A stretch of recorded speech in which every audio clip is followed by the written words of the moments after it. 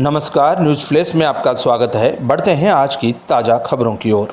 छत्तीसगढ़ के कवर्धा में हुई घटना के बाद छत्तीसगढ़ के डिप्टी सीएम और गृह मंत्री विजय शर्मा दुर्ग के केंद्रीय जेल पहुंचे, जहां उन्होंने जेल का मुआयना कर जेल की व्यवस्थाओं का निरीक्षण किया। दरअसल कवर्धा में जेल में हुई मौत और कल केंद्रीय जेल दुर्ग में एक कैदी की मौत हो गई थी। इसके बाद परिजनों ने जेल प्रशासन पर गंभीर आरोप लगाए थे। इसके बाद डिप्टी सीएम और गृह मंत्री दुर्ग जेल पहुंचे और जेल प्रबंधन से बात की। तो वहीं डिप्टी सीएम विजय शर्मा ने कहा कि कवर्धा की घटना के बाद बाकायदा पंचनामा हुआ है और कांग्रेस के विधायक भी वहां सामने थे। उनके सामने ही पंचनामा हुआ है। पूरे थाने को बदल दिया गया है, एसपी को बदल दिया गया है, एडिशनल एसपी सस्पेंड किए गए हैं, जाँच का आयोग बैठाया गया है और गुनाहगारों को सजा दी जाएगी। इस मामले पर जो भी गुनाहगार होगा उसको सजा मिलेगी। कवर्धा के पुलिस अधीक्षक अभिलेष पल्लव को हटाने पर विजय शर्मा ने कहा कि अभिषेक पल्लव का एक वीडियो आया, उस वीडियो में समझ आया कि उनको अपनी जिम्मेदारी ढंग से नहीं निभाना चाहिए था और कलेक्टर का तो रूटीन ट्रांसफ़र हुआ है। उस समय जो एडिशनल एसपी की जिम्मेदारी थी वो भी ठीक से अपनी जिम्मेदारी नहीं पूरे किए, उनको सस्पेंड किया गया है।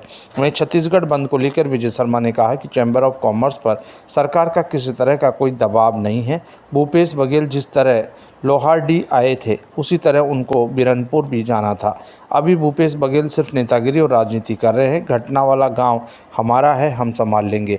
अभी भी उनको जाना है, जाए, लेकिन भूपेश बघेल अपने पुराने दिन याद करें। कवर्धा में हमें भी डंडे पड़े थे, लेकिन उस समय भूपेश बघेल ने किसी का भी तबादला नहीं किया था। भूपेश बघेल सिर्फ और सिर्फ राजनीति कर रहे हैं।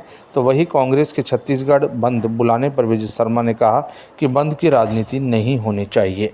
कांग्रेस आरोप लगा रही है वो अलग है, आप तो समीक्षा कर लें। पहले आप समीक्षा कर लें। एक मौत हुई है जिसके बाबत पंचनामा हुआ है। कांग्रेस के विधायक वहां सामने थे, तो हमने कहा कि ठीक है, स्वागत है इस प्रक्रिया का, कोई विषय नहीं, बिल्कुल सामने रहे। गलती जो किया होगा वो सजा पाएगा। पूरे थाने को बदल दिया गया है, एसपी बदल दिया गया है वहां पर, और एडिशनल एसपी सस्पेंड किए गए हैं। जांच आयोग बिठाया गया है माननीय मुख्यमंत्री जी के द्वारा, उस पर जांच होगा। जो गुनाहगार होंगे वो सजा पाएंगे, उसमें कोई संशय नहीं। सर, क्या लगता है आपको, क्या हुआ था मामला पूरा? मुझे दो घटनाएं हुई थी। एक मध्य प्रदेश की सीमा में लाश मिली थी, उसके बाद गांव में आक्रोश हो गया और गांव वालों ने एक आगजनी की, ऐसा पता चलता है। और फिर उस आगजनी में मृत्यु हो गई। एक व्यक्ति रघुनाथ साहू हैं उनके नाम की, जल गए वो, उनकी पत्नी भी काफी जल गई। और इस आक्रोश के कारण फिर पुलिस के साथ भी गांव वालों की कुछ झूमाझटकी हुई, जिसमें बाद में फिर पुलिस ने गिरफ्तारियां की।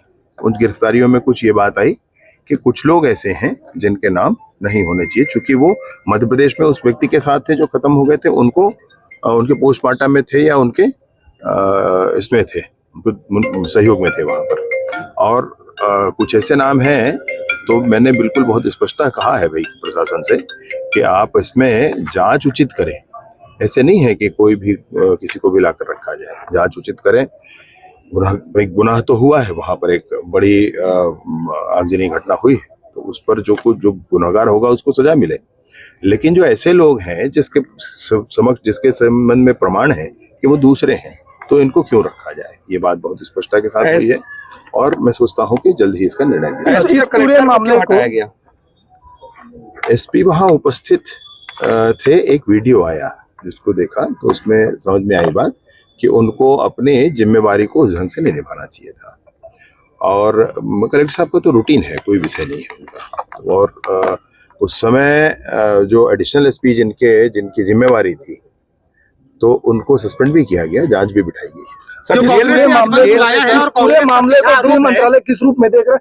क्या इसमें आने वाले दिनों में सीबीआई जांच की भी मांग हो सकती है? एक जांच कमेटी बनी है, माननीय मुख्यमंत्री जी ने कल बनाया है, तो वो जांच कमेटी पहले अपना काम कर ले। सर, जेल में किस तरीके से मारपीट के जो आरोप लगे, क्या सच? जेल में मारपीट नहीं हुई। जो कांग्रेस ने आज बंद बुलाया है और वो सीधा कह रहे हैं कि चैम्बर ऑफ कॉमर्स ने समर्थन इसलिए नहीं दिया क्योंकि वो सरकार के दबाव में है। बंद को सफल देख रहे हैं? चैम्बर ऑफ कॉमर्स अपना काम कर रही है भाई, सरकार का कोई दबाव नहीं है। सरकार का दबाव होता तो हमको पता है भूपेश बघेल जी कैसे दबाव करते थे। जो बंद को लेकर कुछ कहना चाहेंगे? सुनिए मेरी बात, पहले मैं ये पूछना चाहता हूँ कि भूपेश बघेल जी बीरनपुर क्यों नहीं पहुंचे थे? उसरवाही अभी लोहारडी गए ना, अच्छा है, मैं मना नहीं कर रहा हूँ। बीरनपुर क्यों नहीं पहुंचे थे?